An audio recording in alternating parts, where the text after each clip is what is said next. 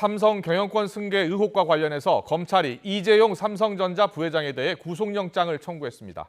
기소 여부에 대해 외부 전문가 판단을 받겠다면서 최근 수사심의위원회를 요청한 이 부회장 측은 강한 유감을 표했습니다.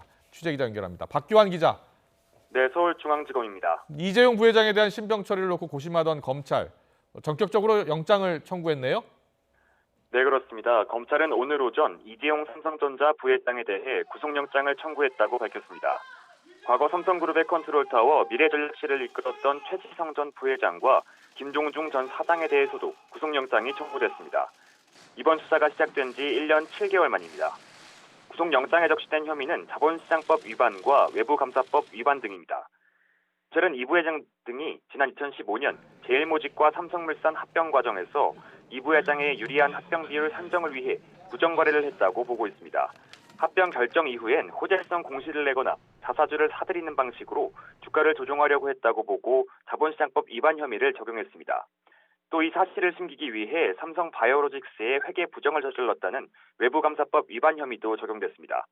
이와 별도로 김종중 전 사장은 지난 2017년 박근혜 전 대통령의 국정농단 사건 재판에서 증인으로 나왔는데요. 당시 삼성물산과 제일모직 합병이 이 부회장 승계와 무관하다는 취지로 증언해 위증 혐의가 추가됐습니다. 검찰은 이런 삼성물산 합병과 삼성 바이오로직스 회계 부정 등 과정이 모두 이 부회장의 안정적 경영권 승계를 위해 진행됐다고 의심하고 있습니다. 이와 관련해 이 부회장은 지난달 2차례 검찰 소환 조사를 받으면서 관련 사실을 지시한 적도 보고받은 적도 없다며 모든 혐의를 부인했습니다. 앞서 이 부회장 측은 기소 여부에 대해서 외부 판단을 받아보겠다면서 검찰 수사심의위원회 요청을 했는데요. 자, 영장 청구와는 상관없는 건가요?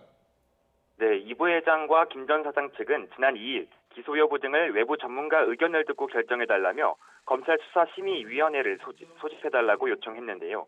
하지만 이 부회장과 같은 피의자가 소집을 요청한 경우엔 구속영장 청구 여부는 수사심의위의 심의 대상이 아닙니다. 검찰도 이런 점 등을 고려해 오늘 전격적으로 구속영장을 청구한 것으로 보입니다. 검찰 입장에선 수사심의위가 열리기 전에 먼저 법원의 판단을 받아보겠다는 전략으로 풀이됩니다. 이 부회장 변호인단은 검찰의 영장 청구에 강한 유감의 뜻을 밝혔는데요. 국민 시각에서 기소 여부를 객관적으로 판단받겠다는 정당한 권리를 검찰이 무력화했다며 안타깝다고 밝혔습니다. 검찰 관계자는 영장 청구와 별개로 수사심의위 소집 여부를 결정할 검찰시민위원회를 구성하는 등 필요한 절차를 관련 규정에 따라 진행하고 있다고 설명했습니다. 이 부회장에 대한 영장심사 일정은 아직 나오지 않았는데요. 이르면 다음 주 월요일쯤 서울중앙지법에서 구속영장 심사가 진행될 것으로 예상됩니다. 지금까지 서울중앙지검에서 전해드렸습니다.